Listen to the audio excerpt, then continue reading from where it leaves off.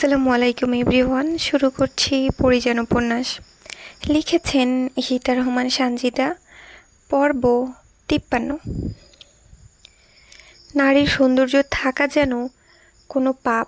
যেমনটা ফুলের থাকে, ফুলের অতিরিক্ত সৌন্দর্য আকর্ষণ করে মানবকে, কিন্তু তারা আকর্ষিত হলেও ফুলকে হৃদয়ে স্থান দিতে পারে না। যতক্ষণ ফুলটা সতেজ থাকে ততক্ষণই এটা হাতে শোভা পায়, কিন্তু যখন ফুলের সতেজতা শেষ হয়ে যায় তখন তার স্থান হয় চরণতলে। মেয়েদের সৌন্দর্যের পরিণতিটাও ঠিক পরিস্ফুটিত পুষ্পের ন্যায়। সব পুরুষ সৌন্দর্যতেই আটকায়। মনটা সবাই দেখতে চায় না, আর না মায়ায় জড়ায়। নাইম সেই মায়ায় বোধহয় জড়াতে পারেনি। কারণ কারণ না দেখে কোনো মেয়ের মায়ে জড়ানো যায় কিনা তা নাইমের জানা নেই। আগেই পরীকে স্বচোখে দেখার তীব্র আকাঙ্ক্ষা ছিল তার। কতই না ফন্দি এঁটেছিল সে, কিন্তু আজ সেই পরী তারই ঘরে অবস্থান করছে। কিন্তু তার ইচ্ছে করছে না পরীর সামনে গিয়ে দাঁড়াতে। কারণটা কি পরীর সৌন্দর্য? নাইমের কেন জানি অস্বস্তিকর লাগছে। হাসপাতালেও পরীর সামনে সে যায়নি, বাসায় আনার সময় থাকেনি। মোট কথা, সে কিছুতেই পরীর সামনে যাবে না। অদৃশ্য এক দেয়াল তাকে বাধা দিচ্ছে পরীর কাছে যেতে। তাই এই মুহূর্তে সে নিজ ঘরে অবস্থান করছে। একটা বুয়া রেখেছে সবসময় পরীকে দেখাশোনা করার জন্য। নিজ ঘরে ছটফট করছে পরী। শায়রের জন্য তার চিন্তা হচ্ছে। নূরনগর থেকে আফতাব যদি শায়ের কোনো ক্ষতি করে দেয়। আফতাব তো চেয়েছিল শায়েরকে হত্যা করতে। এই কথা ভেবে পরে অস্বস্তি অনুভব করছে। বুয়া ঘরে আসতেই পাতলা কাপড় দিয়ে মুখটা আড়াল করে সে। তার বিভৎস চেহারা এখন যে কেউই ভয় পাবে, তাই এই চেহারা আড়াল করাই শ্রেয়। বুয়া পরীর এরকম অবস্থা দেখে বলে, কি হয়েছে আপা? আপনার কিছু লাগবে? পরে বিড়বিড় করে বলতে লাগলো, আমি থাকবো না এখানে, আমি নূরনগর যাব, মালি সাহেবকে বাঁচাতে হবে। দ্রুত পদে গিয়ে খবরটা নাইমকে জানাতেই সে ছুটে এলো। নাইম পরীর মুখোমুখি দাঁড়াতে সংকোচ বোধ করছে, তাই অন্যদিকে ফিরে দাঁড়ালো। বলল, কেন এত উত্তেজিত হচ্ছেন পরী? আপনার শরীর এখন ভালো নয়। আমি থাকবো না এখানে, আমাকে যেতে হবে, ওনার খুব বিপদ। পরীর মুখে উনি শব্দটা বেশ লাগলো নাইমের। সে হাসল। কিছু হবে না, শায়ের খুব তাড়াতাড়ি চলে আসবে। আপনি কথা কম বলুন, না হলে আপনারই ক্ষতি হবে। মৃদু চিৎকার করে পড়ি, না, আমাকে যেতেই হবে, না হলে আব্বা খুব বড় ক্ষতি করে দেবে ওনার। আপনি দয়া করে আমাকে নূরনগর নিয়ে চলুন। পড়ি, আপনি হয়তো ভুলে গেছেন, এখন আপনি একা নন, আপনার শরীরে আরেকটি অস্তিত্ব আছে। আর দায়িত্ব শায়ের আমাকে দিয়ে গেছেন, আমাকে সেই দায়িত্ব পালন করতে হবে। আপনি কি আমার স্বামী? তাহলে আপনি কেন আমার দায়িত্ব নিচ্ছেন? আমি আপনাকে আমার দায়িত্ব নিতে দেব না, আমাকে ফিরে যেতে দিন। নাইম অপমানিত বোধ করল পরীর কথায়, কিন্তু পরী কথাটা তো ঠিকই বলেছে। সে তো পরীর স্বামী নয়, তাহলে এত দায়িত্ব সে কেন নিচ্ছে? শায়েরের কথায়? শায়ের তো ওর কেউ হয় না, তাহলে শায়েরের কথা শোনার কোনো মানেই হয় না। নাইম বলে উঠল, আচ্ছা ঠিক আছে, আমি নেব না আপনার দায়িত্ব, তবে আপনি এখন কোথাও যেতে পারবেন না। দরকার পড়লে আমি নিজে গিয়ে শায়েরকে নিয়ে আসব। কথা দিলাম, শায়েরের কোনো ক্ষতি আমি হতে দেব না। চাপা রাগ নিয়ে চলে গেল নাইম। পরী খাটের উপর বসে পড়ল। শায়েরকে যাওয়ার সময় কেন বাধা দিল না? না হলে এতটা চিন্তা হতো না। আফতাব আখির ভয়ানক, ওরা যে কোনো সময় শায়েরকে হত্যা করতে পারে। সারা শরীরে ব্যথা করছে, কিন্তু মনের ব্যথাটা আরও তীব্র। নাইম কি সত্যিই শায়েরকে আনতে গিয়েছে? পরী মুখটা ভালো করে ঢেকে আস্তে ধীরে ঘর থেকে বের হলো। বউয়াকে জিজ্ঞেস করতেই সে জানায়, নাইম নূরনগরের উদ্দেশ্যে রওনা হয়ে গেছে। শায়ের মাত্র জমিদার বাড়িতে পা রাখলো, এদিক সেদিক তাকাতে তাকাতে বৈঠক ঘরে ঢোকে সে।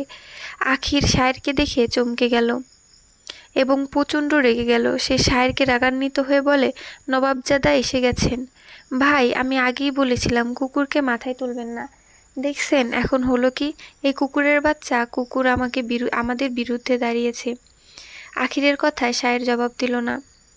সে এগিয়ে গেল আফতাবের কাছে, তারপর বলে, অন্দরের সবাই ঠিক আছে তো, নাকি তাদের উপর অত্যাচার করছেন আবারও? পরীকে তুমি কোথায় লুকিয়ে রেখেছ? পরী যেন আমার কাছেই আছে, এতে লুকানোর কি আছে? তুমি আর পরী মিলে সিরাজকে মেরেছ, তাই না? এখন তোমাকে কি করা উচিত? সিরাজ যদি বেঁচে থাকতো তাহলে ওকে নিঃসন্দেহে ভয়ঙ্কর মৃত্যু দিতাম আমি, কিন্তু সে তার আগেই মরে গেছে। তুমি বিশ্বাসঘাতক সায়ের, আর বিশ্বাসঘাতকের মৃত্যুই শ্রেয়। সায়ের শব্দ করে হেসে উঠল। ঠিক আপনাদের মতোই। আপনারা যেমন স্বার্থ হাসিল হওয়ার পর বিশ্বাসঘাতকতা করেন, তেমনি আমিও করলাম। পরিজানকে আপনাদের থেকে অনেক দূরে নিয়ে গেছি আমি। চাইলেও আর খুঁজে পাবেন না তাকে। আমি শেষবারের মতো বলছি, এইসব রক্তারক্তির ইতি টানুন। আমাকে আমার মতো থাকতে দিন। কি ভেবেছ তুমি এত কিছুর পরও পরীকে ছেড়ে দেবো আমরা? আপনার মতো পিতা হাজারে একটি হয় জমিদার সাহেব, আর আপনি পিতা নামের কলঙ্ক। সায়ের অন্দরে চলে গেল। আফতাব রাগে গজগজ করতে করতে বললেন, সায়ের যেন জীবন্ত বের হতে না পারে সেই ব্যবস্থা করো আখির। বারান্দায় উদাস হয়ে বসে আছে রূপালী। সেদিনের পর থেকে পিকুল আর জুনমানের কোনো খবর নেই। রূপালী চেয়েও পারেনি ওদের সাথে যোগাযোগ করতে। পরি সায়েরকে বিদায় জানিয়ে ওই রাতেই ফিরে আসে রূপালী। তার কিছুক্ষণ বাদে আফতাব তার দলসহ হাজির হয় অন্দরে। রূপালীকে জিজ্ঞেস করে পরি কোথায়। রূপালী চতুরতার সাথে নিজেকে আড়াল করে, এমন ভাব করে যেন সে কিছুই জানে না। সবাই সারা অন্দরে খুঁজে কোথাও সায়ের পরীকে পায় না। রূপালীকে তেমন সন্দেহ কেউ করে না, কারণ সবাই জানে সে অনেক ভীতু। তারপর থেকে পিকুলের জন্য ওর মন আকুপাকু করে। ওইটুকু ছেলেকে নিয়ে কোথায় গেছে জুম্মান, কেমন আছে কে জানে।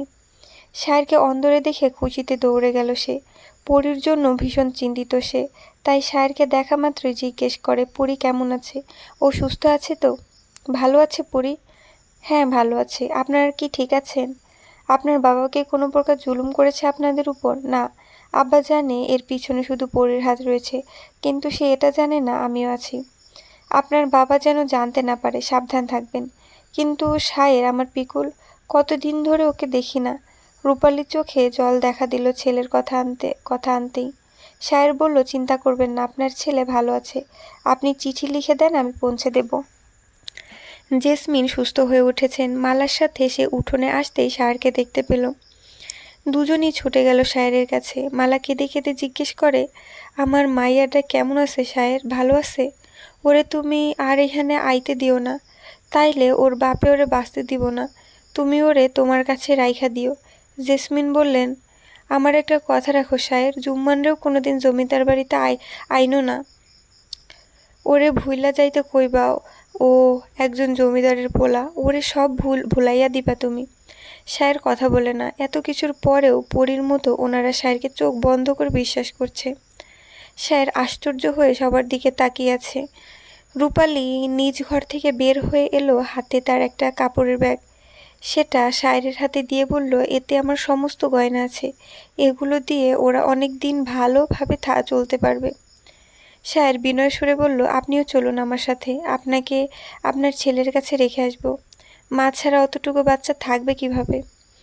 রূপালী সাথে সাথে রাজি হয়ে গেল। মালাও তাতে সায় দিলেন এবং তার সব গয়না সায়ের হাতে তুলে দিলেন। ছেলের ভালোর জন্য জেসমিন ও নিজের জমানোকে সব কিছু দিয়ে দিলেন। সায়ের মনে মনে হাসল। সুখে থাকার জন্য অর্থের প্রয়োজন, তা আজ আবারও প্রমাণ হয়ে গেল। ওর কাছে এখন যত গয়না আছে তা দিয়ে জুম্মান সারা জীবন ভালোভাবে কাটাতে পারবে। রূপালীর ছেলেও ভালোভাবে বড় হতে পারবে। রূপালী নিজের ব্যাগপত্র গুছিয়ে নিল সায়েরের সাথে যাবে বলে। বৈঠকে আসতেই আফতাবের লোকেরা ওদের আটকে দিল। আফতাব বললেন, তোমাকে আর বাঁচিয়ে রাখা সম্ভব নয় সায়ের। অনেক করেছো তুমি আমাদের জন্য, এবার না হয় তোমার জন্য আমরা কিছু করি। আফতাব ইশারা করে সায়েরকে বেঁধে ফেলার জন্য। সায়ের সবাইকে থামিয়ে বলে, আচ্ছা মানলাম, আজকে আপনারা আমাকে মেরে ফেলবেন, তারপর কি হবে? আপনাদের সব সত্য সবার সামনে চলে আসবে। সেই ব্যবস্থা তো আমি করেই রেখেছি। জমিদার এবং তার ভাই অর্ধেক অর্থের জোরে ছাড়া পেয়ে যাবে, কিন্তু বাকি সবাই আপনাদের কি হবে? মানে আর কি, জমিদারের যেসব সাঙ্গপাঙ্গ আছে ওদেরকে বলতেছে। আর জমিদার আফতাব কতটা স্বার্থপাগল সেটা তো কারো অজানা নয়, তাই না? সায়েরের কথায় সব রক্ষীরা থেমে গেল। সবার মাঝে ভয় দেখা দিল। এটা সত্য যে আফতাব স্বার্থপাগল, সেটা সবাই জানে। কারণ যে রক্ষীরা পরীর কাছে পরাজিত হয়েছিল, যাদের পরী বাগান বাড়িতে বেঁধে রেখেছিল, তাদের আফতাব হত্যা করেছে। এখন বাকিদের মধ্যে কেউ ভুল করলে তাদের পরিণামও ওদের মতোই হবে। হিংস্র পশুদের মিত্ররা তাদের অবিশ্বাস করে। আফতাবের ক্ষেত্রেও তাই হয়েছে। কোনো রক্ষীরাই সায়রের কাছে আসতে সাহস পেল না। সবাই আফতাবের দিকে তাকিয়ে রইল। আফতাব নিজেও কোনো কথা বলছে না। সাহের বলল, অন্দরের কোনো মহিলার উপর কোনো ফুলের টোকাও যেন না পড়ে। এক প্রকার শাসিয়ে গেল সে। রূপালীকে সাথে নিয়ে সাহের জমিদার বাড়ি ত্যাগ করে। গায়ের মেঠো পথ ধরে হাঁটতে থাকে দুজন। পথে নাইমের সাথে দেখা হয় ওদের। সাহের বিচলিত হয়ে বলে, আপনি এখানে কি করব বলুন? আপনার স্ত্রী আপনার জন্য পাগল হয়ে গেছে। আমাকে সে বিশ্বাস করছে না, তাই আপনাকে ফিরিয়ে নিয়ে যেতে আসলাম। পরিজন এখন একা আছে। আপনি শুধু শুধু কেন আসতে গেলেন? আপনার স্ত্রী নিজেই চলে আসতো আপনার কাছে, আমি যদি না আসতাম। তাকে আটকাতে আমার তাকে আটকাতেই আমাকে আসতে হয়েছে। ভালোই হলো আপনাকে পেয়ে গেলাম। চলুন যাওয়া যাক। আমাকে আগে নবীনগর যেতে হবে। আপনি ফিরে যান, আমি রাতের মধ্যেই চলে আসব। আপনাকে সঙ্গে করে না নিয়ে গেলে আপনার স্ত্রী আমাকে ছাড়বে না। চলুন, আমিও আপনার সাথে যাব। সায়র আর দ্বিমত করে না, নাইমকে সাথে নিয়েই নবীনগর যায়। সেখানে জুম্মান পিকুলকে নিয়ে খুশিনার কাছে ছিল। ছেলেকে কাছে পেয়ে তখনই তাকে বুকে জড়িয়ে নিল রূপালী। অজস্র চুমুতে ভরিয়ে দিল ছেলেকে। পিকুল যে ওর প্রাণ, এই প্রাণকে বাঁচাতে সে সব কিছু করতে পারে। সায়ের খুশিনার হাতে তুলে দিল রূপালী আর জুম্মানকে, সাথে ওর সব গয়নাগুলো দিয়ে দিল। কিন্তু রূপালী কিছু গয়না সায়েরকে দিয়ে বলে, এগুলো নিয়ে যাও, তোমার কাজে লাগবে। আমি এসব নেব না। যার জন্য জীবন দিতে আমি সর্বদা প্রস্তুত, তার ভালো থাকার জন্য আমি সব কিছু করতে রাজি আছি। এসব আমার লাগবে না। পরিজনের জন্য আমি আছি, আর আপনাদের জন্য এই গয়নাগুলো, তাই এগুলো আপনার থাক। নাইমকে সঙ্গে করে শহরের উদ্দেশ্যে রওনা হয় সায়ের। নাইমের মনে হচ্ছে কিছু একটা হয়েছে, না হলে সবাই এমন আলাদা কেন হচ্ছে। তবে ওর মনে জমে থাকা প্রশ্নগুলো বাসায় ফিরে গিয়ে করবে বলে ভেবে নিয়েছে, তবে সেই সুযোগ সে পেল না। সায়ের ফিরে গিয়েই পরীর ঘরে চলে গেল। পরী তখন সায়েরের জন্য ছটফট করছিল। সায়েরকে দেখা মাত্রই তাকে আষ্টে পিষ্টে জড়িয়ে ধরে, কিন্তু সায়ের আলতো করেই ধরে। শরীরে ব্যথা থাকা সত্ত্বেও পরী শান্তি অনুভব করছে এখন। সে রূঢ় কণ্ঠে বলে, আপনি কেন গেলেন? যদি আপনার কোনো ক্ষতি হয়ে যেত? সায়ের জবাব দেয় না পরীর কথায়।